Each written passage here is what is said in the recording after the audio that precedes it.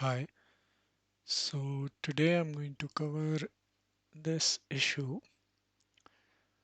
While going through the release notes of Maven 3.8.1, I noticed that it talks about blocking HTTP repos. Now, normally if you have an internal Nexus repo, it's a high chance that it will be on HTTP and not HTTPS. If it is on HTTPS, that is very good, but normally people just simply set up Nexus and then start it and it runs on HTTP and then that's that. Uh, this basically means, let's say if you are connecting to your local Nexus or to an external one,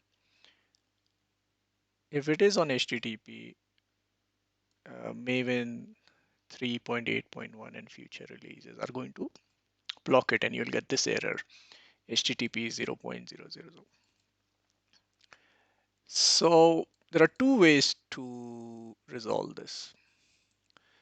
First one is a bit extreme and open. So that's basically is if you go to Maven and then you go to conf, then you open settings. So here you will see this entry. You see 000 blocked true. Now, if you simply do this and paste that here, or you can create its own. So you can do this. Basically comment it out. Bit extreme. I'll explain why now. So now the error will go away and it will connect fine. Maven will connect fine to HTTP repos. But this is sort of like globally disabling it.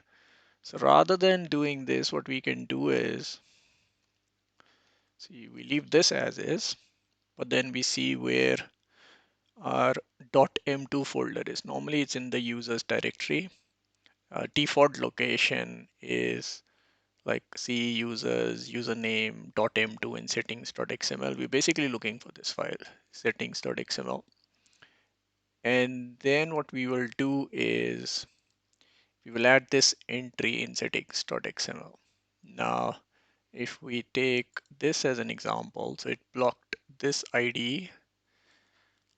So let's take that ID and then the repo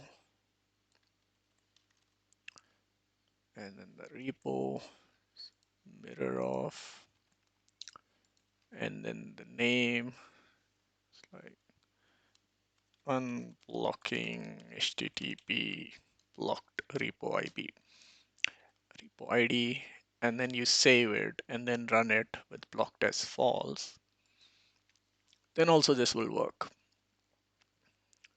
This is a good practice because you're only unblocking this repo. Whereas if we unblock it here, we are sort of unblocking every HTTP repo. If you're disabling this, just understand the risk before you do that. Hope this helps. Thank you for watching.